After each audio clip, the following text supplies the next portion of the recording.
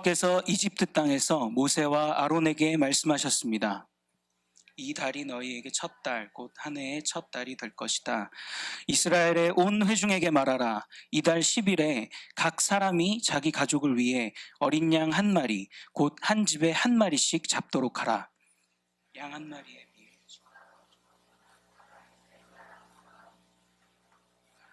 각자가 먹는 양에 맞추어 양의 수를 계산하도록 하라.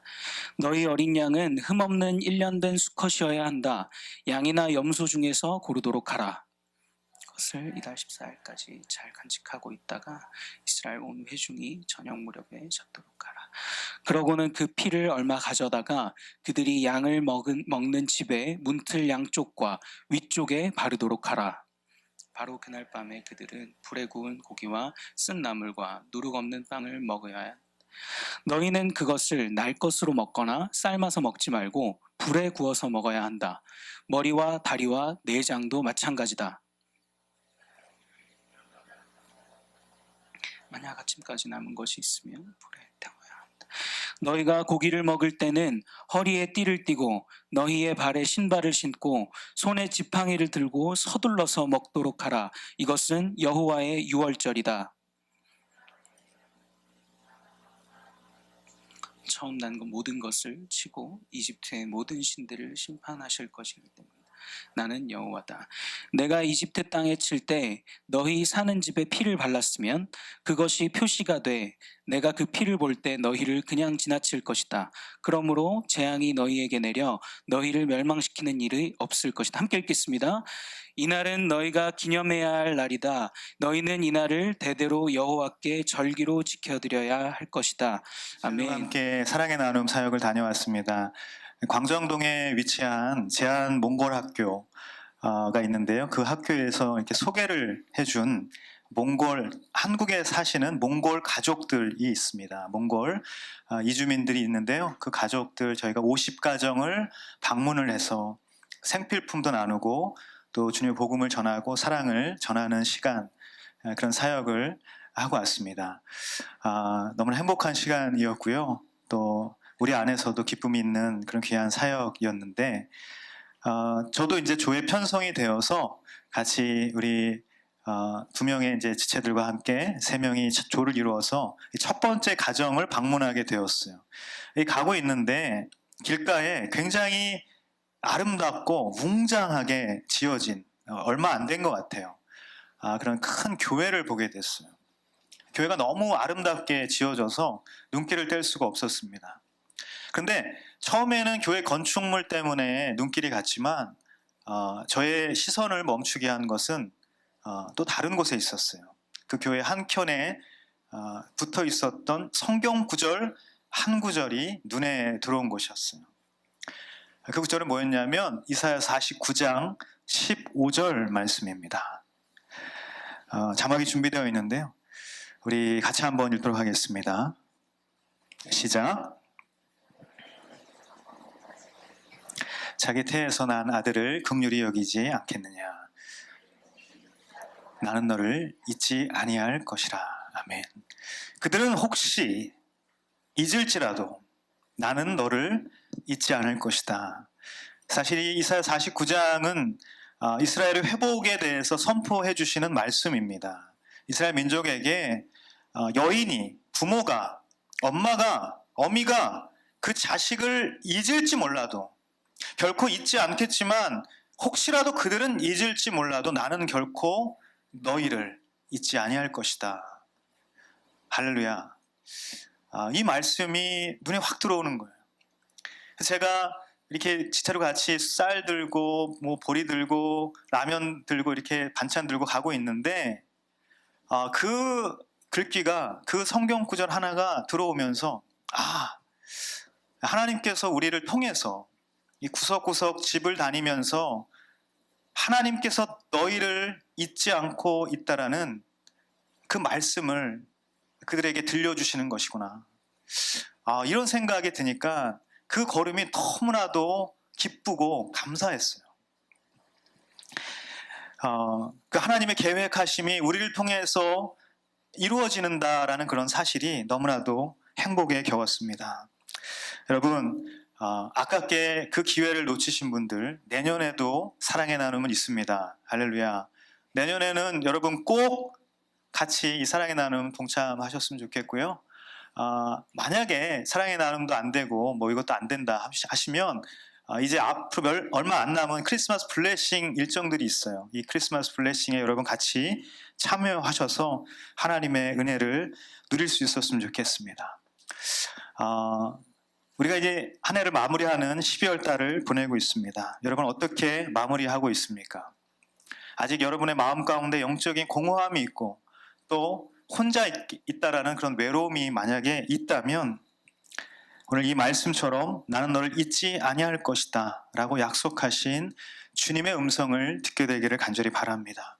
이 하나님의 약속을 기억하시기를 바랍니다. 이방 사람들이 이 먼 이방 땅에서 이방 민족으로 이방 사람으로 살아가고 있는 그들을 하나님께서 기억하신 것처럼 그 몽골 사람들 이주민 그 가정들을 기억하신 것처럼 오늘 저와 여러분을 결코 잊지 아니하시고 기억하시는 그 하나님이 계신 줄 믿습니다. 오늘 이 믿음이 저와 여러분에게 새롭게 새겨지게 되기를 간절히 바랍니다. 오늘 말씀 안에서도요, 우리는 이스라엘 민족을 잊지 않으시고 그들을 구원하시는 하나님을 만날 수 있게 되는 것이에요. 여러분, 이스라엘 백성들은요, 지금 이집트 땅에서 살고 있습니다. 이집트 땅에서 무려 430년 동안 살고 있었어요. 그런데 그들의 삶은 종살이였습니다. 얼마나 고통스러운 삶이었을까? 그리고 얼마나 희망이 없는 삶이었을까? 그들의 하루하루의 삶은 그렇게 고통스럽고 희망 없는 삶이었을 것이에요. 그래서 더 이상 그들은 그 어떤 것도 바라지 않고 자신의 상황과 처지를 체념하면서 그렇게 살아갔을 뿐이라는 것입니다. 그런데 그들에게 할 수 있는 유일한 것이 있었다면 하나님을 원망하고 하나님께 부르짖으며 기도하는 바로 그것이었다는 것이에요. 바로 그 울부짖는 소리밖에 그들은 할 수 있는 것이 없었는데 하나님께서는 그 울부짖는 소리를 들어주신 것입니다. 우리 출애굽기 3장 7절 말씀 같이 한번 읽도록 하겠습니다. 시작. 여호와께서 말씀하셨습니다. 내가 진실로 이집트에 있는 내 백성들의 고통을 보았으며 그들이 감독관들 때문에 울부짖는 소리도 들었다. 나는 그들의 고통을 잘 알고 있다. 아멘. 하나님께서는 잊지 않고 그들의 소리를 들으셨던 것이에요. 그래서 모세를 통하여서 이스라엘 민족을, 이스라엘 사람들을 구원하시고자 하는 그 계획을 수립하신 것이죠. 오늘 우리가 짧게 봤던 이 영상, 모세를 통하여서 하나님은 말씀을 선포하게 하시고 그리고 그들을 구원하시고자 하는 그 계획을 알게 하셨어요. 그리고 오늘 본문 이전까지 하나님께서는 이미 9가지 재앙을 그 이집트 땅에 내리시면서 그들을 심판하시고 이스라엘 민족을 구별해 가셨어요. 그래서 이스라엘 민족이 10번째 재앙을 마무리 짓는 그 시점에서 그들은 그 땅을 떠나서 그 땅을 탈출해서 하나님께서 예비하시고 준비하신 젖과 꿀이 흐르는 그 가나안 땅으로 출발하게 되는 것입니다. 자, 오늘 본문은 이 마지막 10번째 재앙, 지금 애굽 땅에 있는 모든 처음 난 것들이 죽는 재앙이에요. 장자 죽음이라는 이 재앙을 앞두고서 이것을 어떻게, 그날 밤을 어떻게 준비할 것인가, 그래서 6월절이라고 불리워지는 그 날을 어떻게 보낼 것인가, 그것에 대해서 기록하고 있는 것입니다. 우리 1절, 2절 다시 한번 읽도록 하겠습니다. 1절, 2절 시작.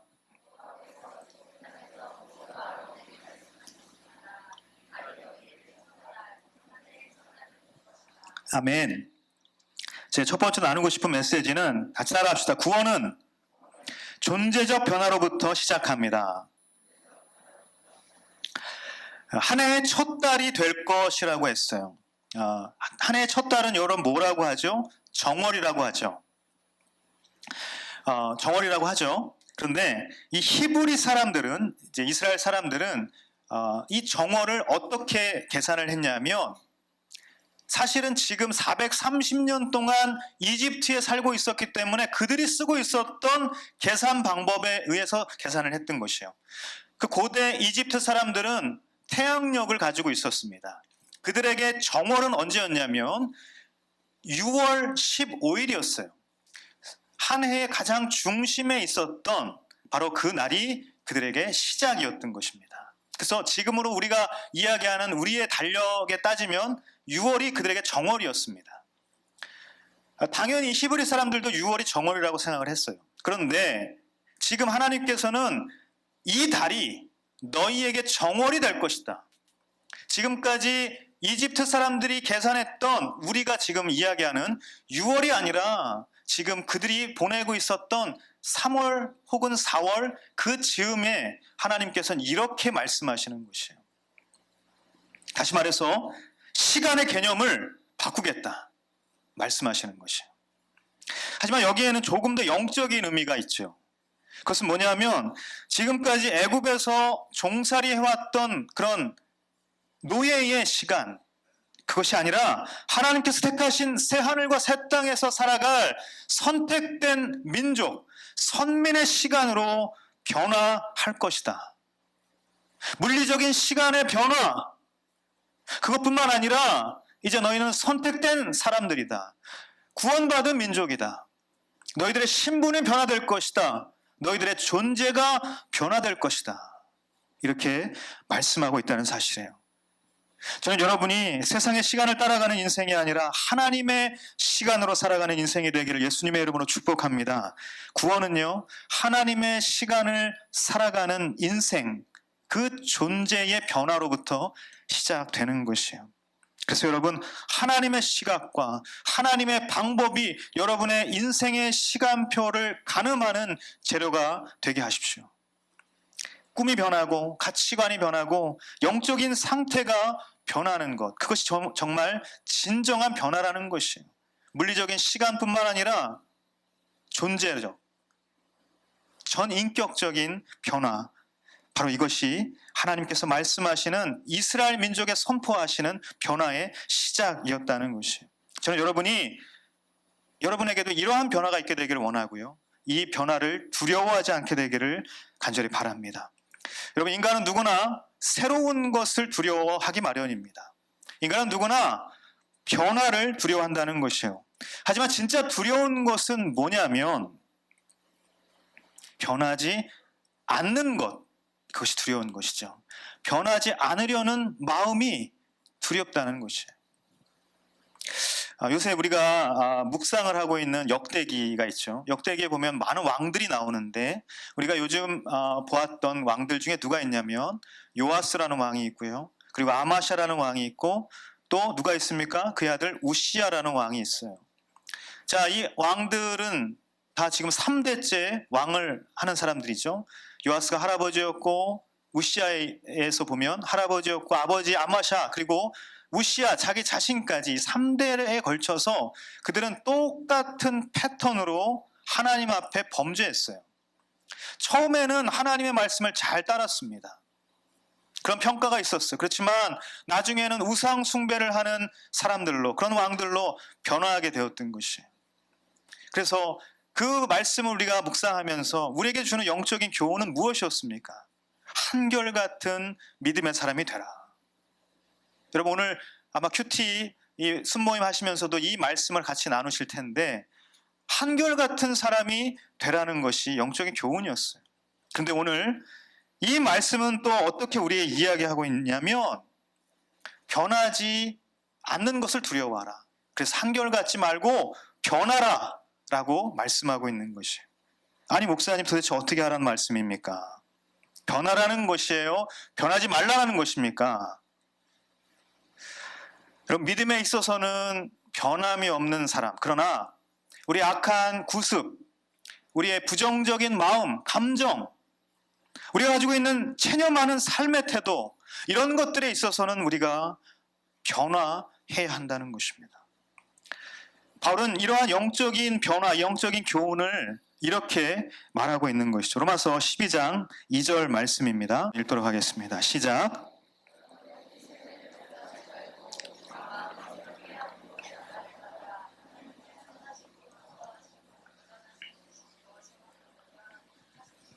아멘. 너희는 이 세대를 본받지 말고 오직 마음을 새롭게 하여 변화를 받아 하나님의 선하시고 기뻐하시고 온전하신 뜻이 무엇인지 분별하도록 하라. 너무나도 잘 아는 말씀입니다.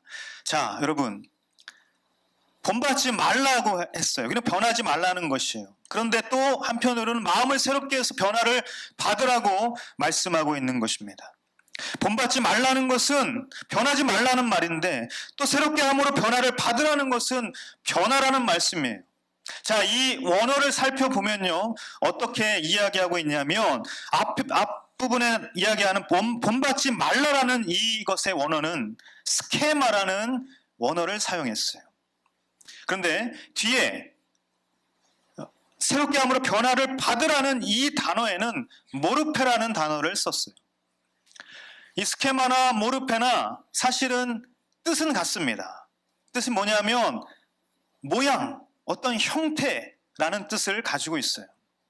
그런데 어떤 차이가 있냐면요, 이 스케마는 외형적인 모양을 이야기할 때 사용됩니다. 그런데 반면에 모르페는요, 내면적인, 본질적인 모양, 형태, 그런 것들을 이야기할 때 바로 이 모르페라는 단어를 사용한다는 것이에요. 다시 말해서 외형적인 것은 어떻게 해요? 예? 어떻게 해요? 변하지 말라는 것이요. 그것을 따라가지 말라는 것입니다. 그렇지만 내면적인, 본질적인 그 마음은 주님의 마음으로 조금씩 바꾸어 변화되어라 라고 말하고 있는 것입니다.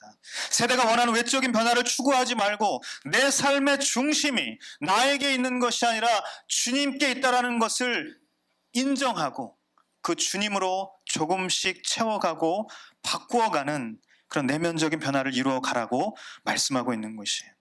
하지만 우리는 어떻습니까? 반대로 살아가고 있죠. 세월이 갈수록 우리는 외적인 변화에는 굉장히 민감하지만 내면의 변화에서는 굉장히 인색합니다. 그 사람들이 늘 이야기하는 인생의 최대 질문 뭡니까? 사람이 변하느냐? 사람이 변하지 않느냐? 할렐루야. 여러분, 사람 변할까요? 예, 너무 더우신 것 같아요. 우리 이거를 한번 꺼주시면, 꺼도 되겠죠? 춥지 않으시죠? 아, 추워요. 네. 아, 그러면은 놔두십시오. 근데 여기는 굉장히 더워요, 지금. 이게 불이 많아가지고요. 어디까지 얘기했죠?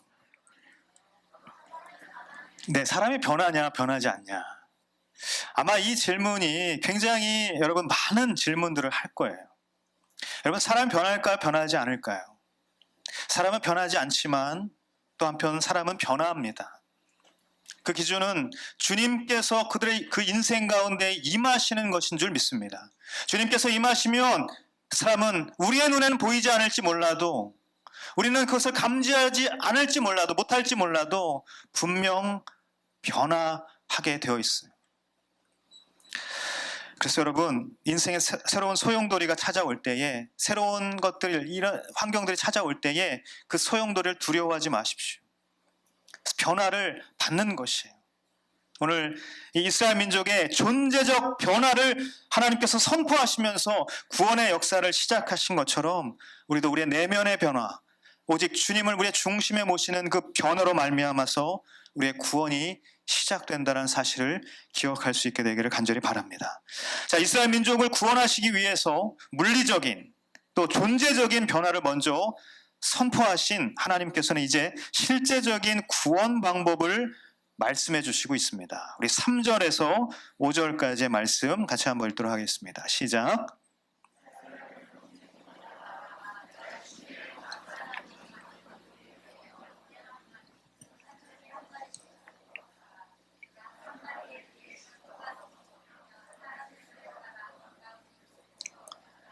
각자가 먹는 양에 맞추어 양의 수를 계산하도록 하라.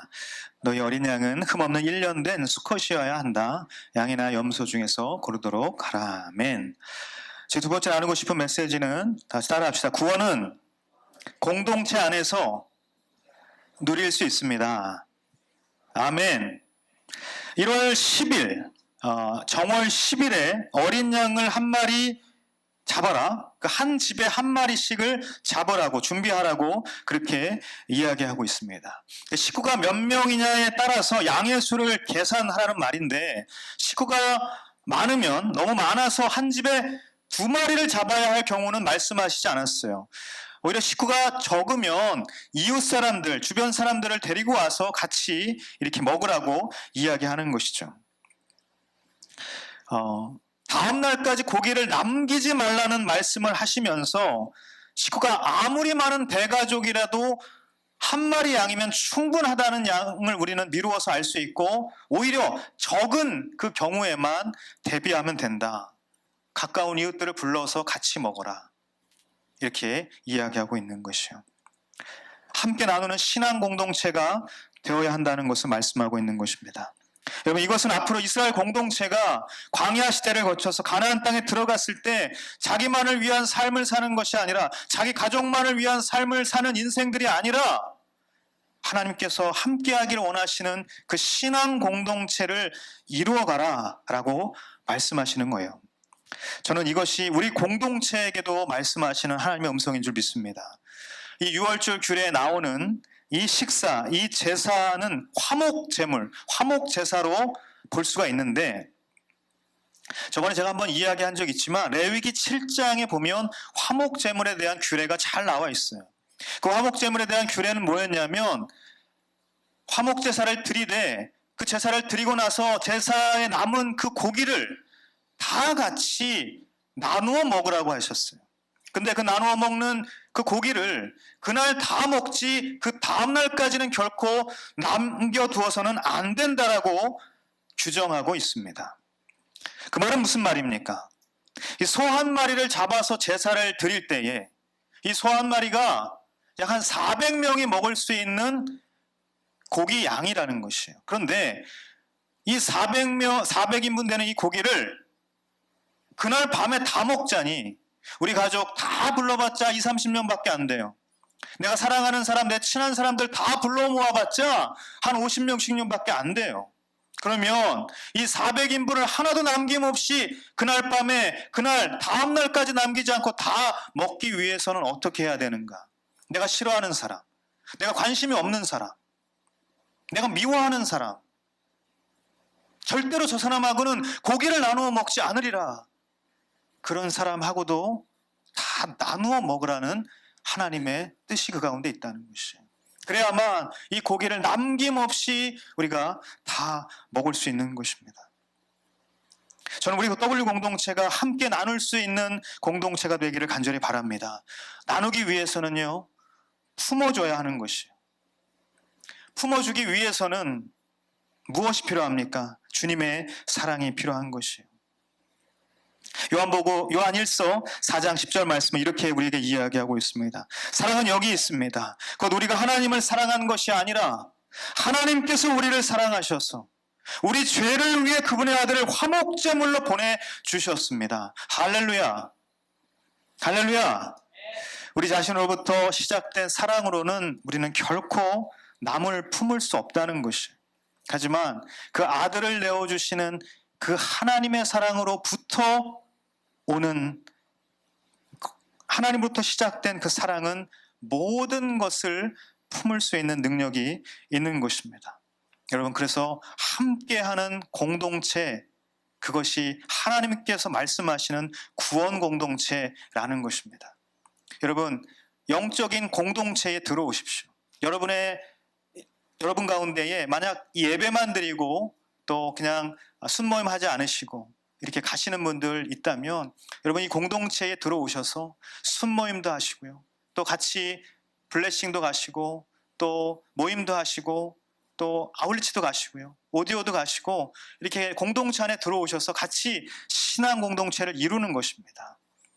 여러분의 구원이 개인의 구원이 아니라 이 공동체 안에서 누릴 수 있는 구원, 공동체 안에서 완성될 수 있는 구원, 그리고 공동체 안에서 기쁨을 누릴 수 있는 구원이 될 줄 믿습니다. 계속해서 이 말씀은 어린 양을 잡는 시간 그리고 먹는 방법에 대해서 우리에게 이야기를 하고 있는데요. 우리 6절에서 11절까지의 말씀 쭉 읽도록 하겠습니다. 6절에서 11절까지 말씀 큰 목소리로. 여러분 지금 더워요. 여러분 안 덥다고 이야기하시는데 여러분 지금 덥습니다. 여러분의 얼굴 표정이 내가 지금 많이 더워요 라고 이야기를 하고 있어요. 솔직해 주시기 바랍니다. 이거 끄지 말까요? 네. 여전히 끄지 말까요? 네, 알겠습니다. 자, 6절부터 11절까지 말씀 같이 한번 읽도록 하겠습니다. 시작.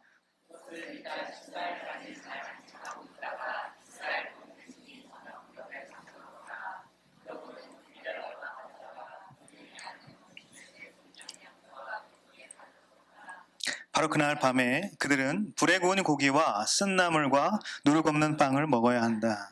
너희는 그것을 날 것으로 먹거나 삶아서 먹지 말고 불에 구워서 먹어야 한다. 머리와 다리와 내장도 마찬가지다. 아침까지 고기를 조금이라도 남겨서는 안 된다.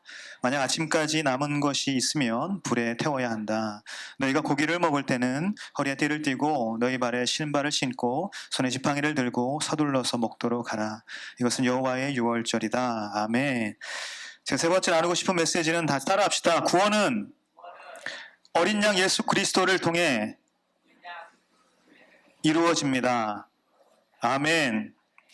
14일까지 10일날 잡아서 14일까지 간직하고 있다가 그날 저녁에 이 어린 양을 죽이라는 것이, 이 어린 양을 잡으라는 것인데, 죽여서 그 피를 문틀 양쪽과 위쪽에 바르고 집 안에 들어가서 고기를 먹으라는 것인데요. 삶아서 먹지 말고 날 것으로 먹지 말고 반드시 어떻게 먹으라? 구워서 먹으라. 직화구이를 하라는 것이. 구워서 먹고 또 같이 쓴 나물 먹고 누룩 없는 빵을 같이 먹으라고 말씀하고 있습니다. 여러분, 이 삶아 먹지 말라라는, 날 것으로 먹지 말라라는 그 이유는 무엇입니까? 이것이 갖는 뜻은, 의미는 뭐냐면, 시간적으로 이 삶을 시간이 없기도 하지만, 왜냐하면 밤에 급히 출발해야 하기 때문에 그렇죠. 그렇기도 하지만 지금까지 애굽에서 먹었던 방식들이 있어요. 그 방식을 철저히 배격하라는 것이에요.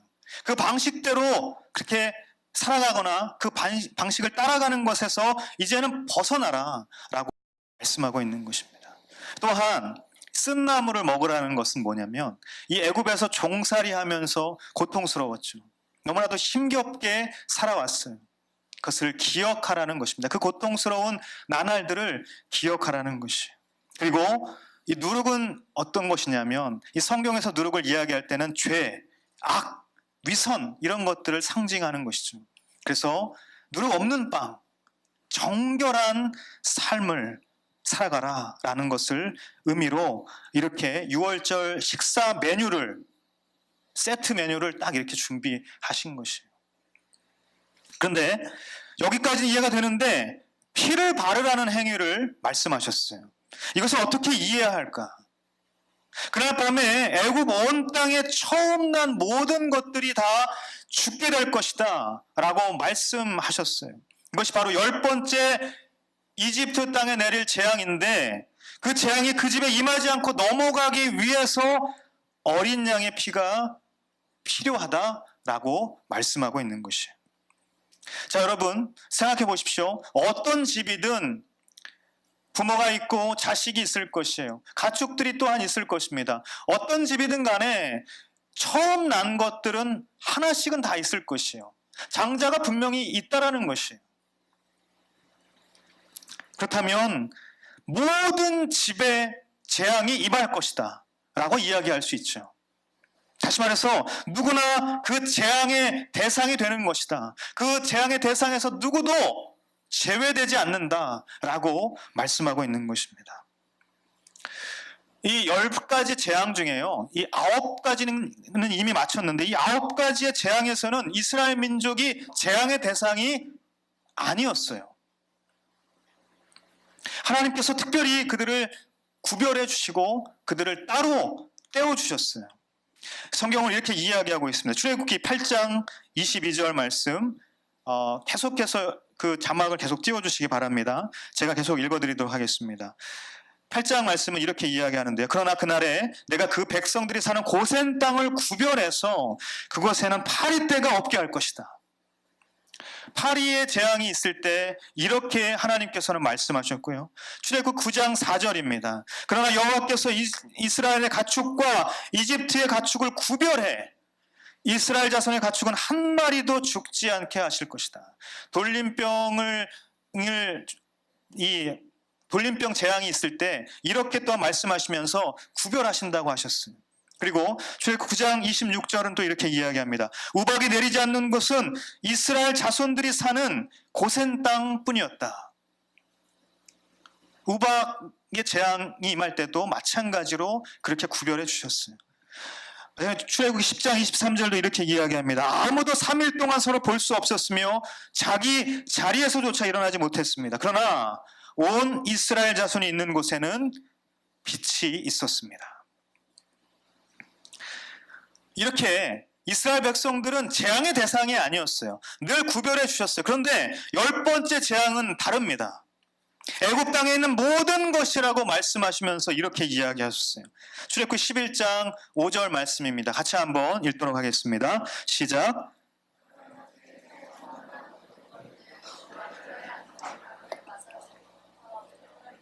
여종의 맏아들까지 그리고 가축에 처음 난 모든 것들이 다 죽게 될 것이다. 아멘. 이스라엘 민족도 또 그 가운데의 여종, 종살이하는 사람들도 다른 민족들이죠. 다른 민족들 할 것 없이 누구나 다 그 대상이 될 것이라고 이야기하고 있는 것입니다. 여러분, 이것은 무슨 의미냐면 모든 사람이 심판을 받게 될 것이다. 로마서 3장 23절 모든 사람이 죄를 범하였음에 하나님의 영광에 이르지 못하였나니 의인은 없나니 하나도 없다고 말씀하시는 그 하나님의 말씀처럼 모든 사람은 다 죄인이라는 것이에요. 심판에서 제외되는 사람이 단 한 명도 없다는 것입니다. 인간은 누구나 다 죄인이고 의인은 한 사람도 없고 성경은 그래서 분명히 그 죄의 삭은 사망이라고 말씀하시면서 우리는 다 죽음에 이르는 존재라고 이야기하고 있는 것입니다. 우리는 다 죽게 되어 있어요. 죄를 지으면 반드시 죽는다는 것이에요. 그런데 죽지 않기 위해서는 어떻게 해야 됩니까? 죄를 사함받아야 하는 것이죠. 자, 그렇다면 죄사함은 어떻게 받습니까? 히브리서 9장 22절은 이렇게 이야기하고 있습니다. 같이 한번 읽도록 하겠습니다. 시작. 율법에 따르면 거의 모든 것이 피로 깨끗해집니다. 참으로 피 흘림이 없으면 죄사함도 없습니다. 아멘. 그러므로 여러분, 피 흘림이 있어야만 죄사함을 받게 된다는 것이에요. 죄사함을 받기 위해서 피 흘림이 있어야만 하는데 왜 꼭 피를 흘려야 합니까? 그것은 생명이 피에 있기 때문에, 생명이 피에 있기 때문에, 피에 생명이 또한 있기 때문에 레위기 17장 11절 말씀은 이렇게 이야기하고 있어요. 이는 육체의 생명이 피에 있기 때문이다. 내가 너희를 위해 제단에서 속죄를 하는 용도로 주었던 것이 바로 피다. 이는 생명을 속하는 것이 피이기 때문이다. 죄를 지으면 죽음에 이르게 되는 것입니다. 그런데 죽지 않기 위해서는 죄사함을 받아야 되는 것이, 죄사함을 받기 위해서는 피를 흘려야 돼요. 근데 왜 피를 흘려야 합니까? 피에 생명이 있기 때문에 그렇습니다. 성경이 이야기하는 것은 이러한 것이에요. 모든 처음 난 것이 죽는 재앙, 한 사람도 거기서부터 제외되는 사람이 없는 것인데, 그래서 그 죄가 심판받아야 마땅한 것인데, 그런데 그것을 대신해서 누군가가 죽게 된다면, 어린 양이 죽게 된다면, 그래서 그 어린 양의 피를 문틀 위와 양쪽에 바르게 된다면 대신해서 피 흘림이 있는 것이고 대신 죽는 일이 있었기 때문에 장자가 죽지 않고 살 수 있게 된다는 것이에요. 그 재앙이 그 장자에게 미치지 않고 넘어가게 된다라고 말씀하고 있는 것이에요. 여러분, 이것이 여호와의 유월절인 줄 믿습니다. 이것이 여호와의 유월절, 영어로 패스오버라고 이야기하죠. 패스오버. 히브리어로는 페사흐라고 이야기하는데 바로 넘어간다라는 의미가 있는 것이에요. 넘어간다. 사랑하는 여러분, 구약에서 말하는 유월절이 왜 중요한가? 왜 신학적으로 그렇게 중요한가? 예수 그리스도가 십자가에 달려 죽으시고 다시 부활하신 그 십자가 사건과 부활 사건이 왜 그렇게 중요한 것인가? 그 이유는 둘 다 예수 그리스도의 대속하심을 우리에게 말해주고 있기 때문에 그런 줄 믿습니다. 저와 여러분은 모두 장자의 죽음이라는 그 재앙에서 제외된 사람들이 아니라는 것이에요. 똑같이 그 심판의 대상자들입니다. 하지만 하나님께서는 우리로 하여금 그 심판에서 구원받을 수 있는 길을 열어주셨다는 것이에요. 그것이 무엇이냐면 오늘 우리가 읽었던 이 어린 양, 유월절 어린 양이라는 것이, 이 어린 양이 대신 죽으면 된다는 것이에요. 여러분, 대신 죽는 것이지, 여러분 이 구원을 잘못 이해하시면 안 되는데요, 대신 죽는 것입니다. 피 발랐다고 내 죄가, 나는 그 심판의 대상이 아니다, 나는 그 심판의 대상에서 제외된다 라는 것이 아니라, 나는 여전히 심판의 대상이지만 대신 누군가가 죽었다는 것을 이야기하고 있는 것이에요. 그래서 오늘 말씀 13절, 14절 말씀은 이렇게 이야기하는 것이, 내가 이집트 땅을 칠 때 너희 사는 집에 피를 발랐으면 그것이 표시가 돼 그 피를 볼 때 너희를 그냥 지나칠 것이다. 그냥 지나칠 것이다. 그러므로 재앙이 너희에게 내려 너희를 멸망시키는 일이 없을 것이다. 이날은 너희가 기념해야 할 날이다. 할렐루야. 대신 죽는 은혜를 입어서 내가 죽지 않는 것이라는 거예요. 유월절 어린 양이신 예수 그리스도께서 대신 죽으심으로 그것을 믿는 우리가 죽지 않게 될 뿐만 아니라 예수님께서 부활하셔서 모든 죽은 자를 영원한 생명으로 인도하신다는 그 사실을 믿음으로 우리는 영원한 생명의 길을, 영생을 얻게 되는 줄 믿습니다. 저는 여러분에게 이 구원의 소식, 복음의 놀라운 은혜를 믿는 믿음이 새로워지기를 예수님의 이름으로 축복합니다. 그러므로 여러분, 우리가 이것을 기억해야 돼요. 우리를 잊지 않으신다고 약속하신 주님은 바로 그날부터 지금까지 영원토록 그 약속을 지키시고 이루시는 분이라는 사실입니다. 그것이 설령 자기 아들을 죽이시는 그 엄청난 대가를 치르는 일이라 할지라도 하나님께서는 그 약속을 결코 포기하지 않으시는 것이에요. 그 약속을 결코 없다 여기지 않으신다는 것입니다. 그래서 우리를 잊지 않고 우리를 사랑하시며 그 하나님의 약속을 변함없이 신실하게 지켜가신다는 것입니다. 그래서 바울은 결코 취소되지 않는 그 약속, 신실하신 사랑의 약속을 이렇게 이야기하고 있어요. 갈라디아 3장 17절 말씀입니다. 제가 읽겠습니다. 내가 말하고자 하는 것은 이것입니다. 430년 후에 생긴 율법이 하나님에 의해 미리 정해진 언약을 무효화해 그 약속을 취소할 수 없다는 것입니다. 여러분, 하나님은 신실하신 분이에요. 하나님은 약속을 지키시는 분이에요. 하나님은 지금도 저와 여러분을 기억하시고 잊지 않으시는 분이라는 것입니다. 그러므로 하나님께서 약속을 지키시는 분이라는 사실을 기억하시고 우리가 그것을 잊지 않고 그 믿음으로 살아갈 수 있게 되기를 간절히 바랍니다. 말씀을 마치면서 네 번째 메시지를 나누고 싶습니다. 다시 따라합시다. 유일한 구원의 길, 예수 그리스도를 전하십시오. 마지막으로 하나님께서 우리에게 주시는 말씀에 대해서 묵상하는 가운데 제가 이런 생각을 해봤어요.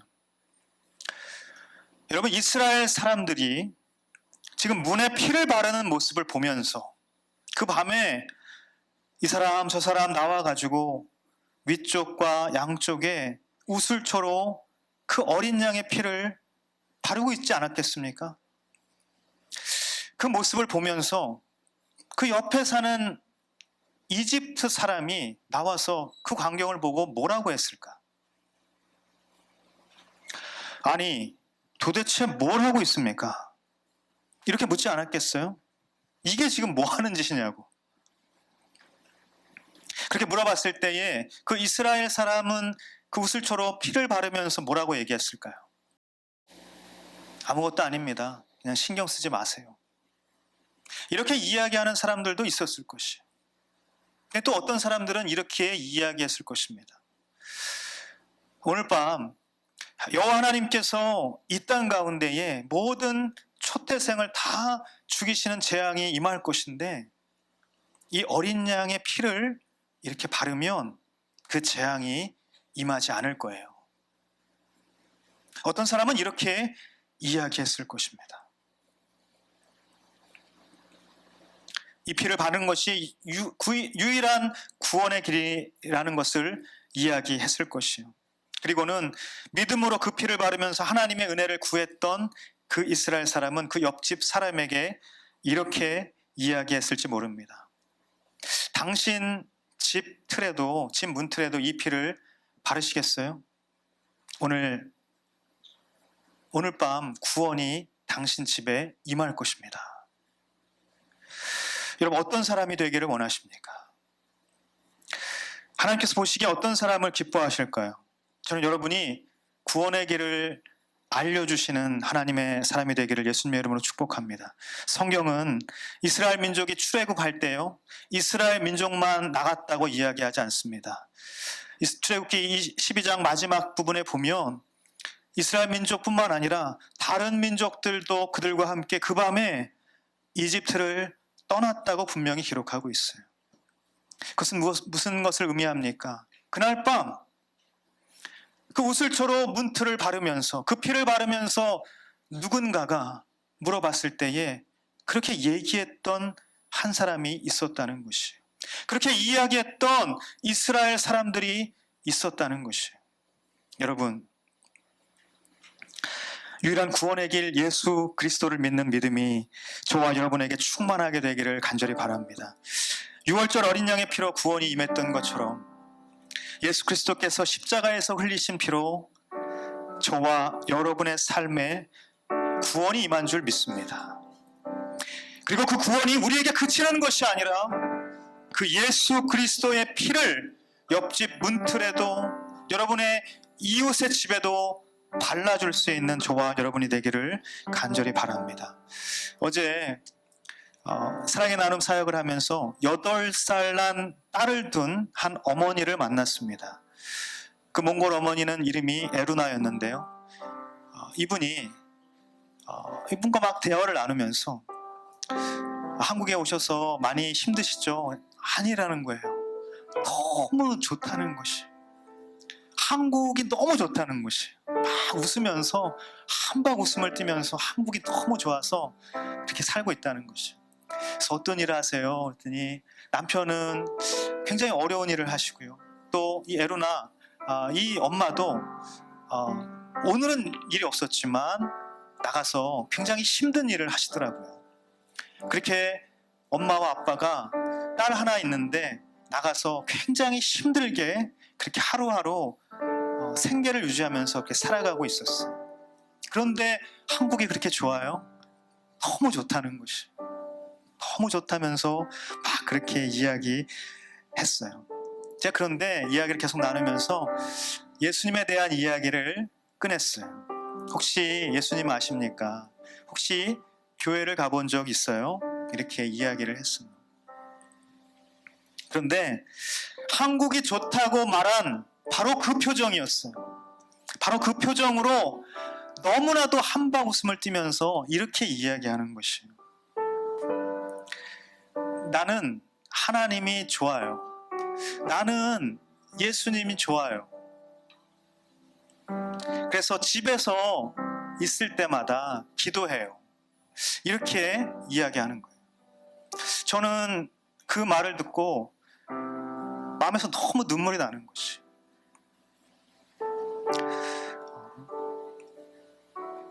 교회에 대해서 이야기해주고 제가 꼭 한번 가보라고 이야기했어요.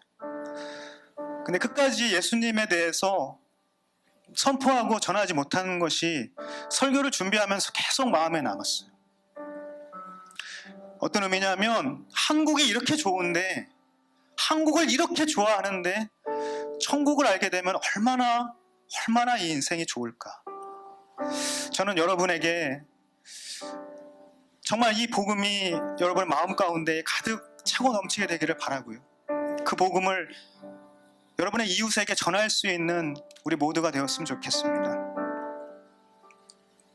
사랑하는 여러분, 크리스마스 시즌입니다. 주님이 오신 12월이에요. 그 어느 때보다 예수님을 전하기 좋은 때입니다. 그분의 이름이 온 땅 가운데에 차고 넘치게 되기를 간절히 바랍니다. 우리 공동체에도 함께 예배하는 저와 여러분의 인생에도 예수님의 이름이 차고 넘치게 되기를 바랍니다. 예수님의 이름이 차고 넘쳐서 내가 그것을 주체하지 못해서 그 이름을 전하지 않고는 견디지 못하는 그러한 복음으로 충만한 삶이 되기를 간절히 바랍니다. 여러분, 이 12월 달 너무나 전하기 좋은 달 아닙니까? 이 12월 달과 예수님 너무나도 좋은 조합이 아닙니까? 여러분, 직장에서, 가정에서 그 주님을, 그 복음을 전할 수 있는 저와 여러분이 되기를 간절히 바랍니다. 이 시간 함께 기도하겠습니다.